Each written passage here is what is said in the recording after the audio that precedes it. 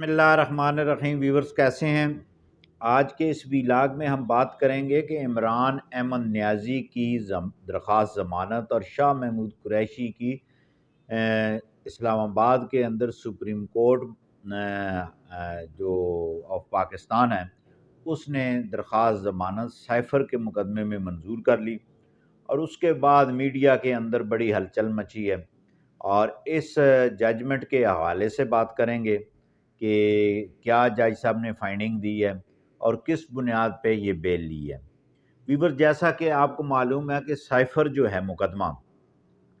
اس میں عمران خان کے خلاف جو ہے ایف آئی آر درج ہوئی اور وہ ٹرائل بھی جاری ہے، جس میں جو ہے وہ ٹرائل کورٹ نے ضمانت اس کی منسوخ کی، پھر اسلام آباد ہائی کورٹ نے اس کی ضمانت منسوخ کی، تیسری مرتبہ جو ہے جب ضمانت سپریم کورٹ کے 3 رکنی بینچ کے سامنے پیش ہوئی تو وہاں پہ جو ہے وہ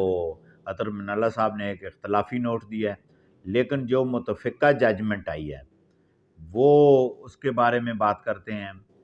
اچھا، سائفر کے کیس میں جو متفقہ جو فائنڈنگ دی گئی ہے، جو ججمنٹ کا جو پیراگراف نمبر 6 ہے وہ بڑی اہمیت کا حامل ہے، اور اس پیراگراف نمبر 6 میں جو جج صاحب نے جو معزز عدالت نے فائنڈنگ دی ہے اس حوالے سے بھی بات کرتے ہیں۔ اور میڈیا پہ ایک بہت بڑا شور اٹھا، اور اس کے ساتھ ساتھ جناب انہوں نے کہا کہ جناب وہ بری ہو گیا اور یہ ہو گیا وہ ہو گیا۔ سوشل میڈیا جھوٹ کا ایک پلیٹ فارم ہے، کیونکہ یہاں پہ جھوٹ زیادہ بکتا ہے، سچ نہیں بکتا۔ تو وہاں پہ جناب یہ ہوا کہ جو فائنڈنگ آئی ہے اس میں ایک تو لوگوں کے ذہن میں یہ بات ہے کہ ہو سکتا ہے کہ جناب کیس کمزور ہو سکتا ہے، ایسی بات نہیں ہوتی۔ قانون کا طالب علم ہونے کی حیثیت میں یہ سمجھتا ہوں کہ ضمانت لے لینا مقدمے کا کمزور ہونا یہ ثابت نہیں کرتا، اور یہ نہیں ہو سکتا کہ جو شخص ضمانت پہ آ گیا ہے وہ جب فائنل فیصلہ ہوگا تو اس پہ جو ہے وہ بری ہو جائے گا، ایسے بھی نہیں ہوتا۔ اور ایسے بھی نہیں ہوتا کہ عدالت نے جو فائنڈنگ دی ہے بیل سٹیج پہ وہ جو ٹرائل کورٹ پہ قدغن ہو یا ایویڈنس میں ہو، یہ ایسی بات نہیں ہے۔ اب جو پیراگراف نمبر 6 جو ہے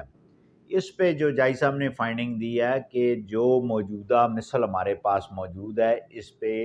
جو ہے معقول ریکارڈ موجود نہیں ہے، sufficient material on the record, وہ لفظ استعمال ہوئے ہیں کہ یہاں پہ جو ہے وہ ریکارڈ موجود نہیں ہے، کہ لہٰذا ہم اس کی بیل لے لیتے ہیں۔ آگے لکھا ہے rather there are this opinion, یا جو رائے جو کورٹ کی ہے،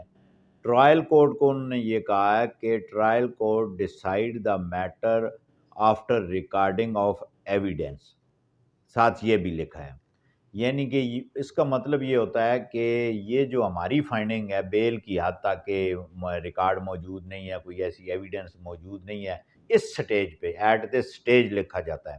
تو اس پہ وہ نہیں ہے۔ لیکن یہ ٹرائل کورٹ خود دیکھے گی کہ جب ایویڈنس ریکارڈ ہوگی، جب مستغیث کی اور گواہان کی شہادت ہوگی، پھر ملزمان کی شہادت ہوگی، اس کے بعد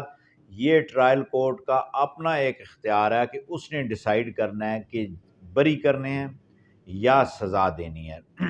بہت سارے کیسز میں ویورز آپ نے دیکھا ہوگا کہ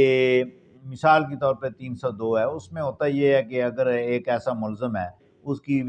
بیل ہو جاتی ہے، 2 کی نہیں ہوتی،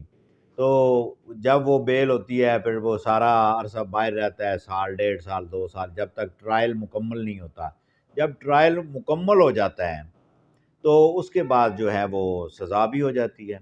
اب عموماً 302 کی جو بیلز ہیں وہ سیشن جج نہیں لیتے، ہائی کورٹ لے لیتی ہے۔ جب ہائی کورٹ لیتی ہے، ٹرائل پیچھے بقایا ہوتا ہے، تو 20 میں نے کیس ایسے دیکھے ہیں کہ جن میں ہائی کورٹ نے بیل لے لی اور وہ بیل آؤٹ ہو گئے، بعد میں وہ باہر رہے، جب ٹرائل ہوتا رہا، جب ایویڈنس ہوئی تو جج صاحب نے ایٹ دا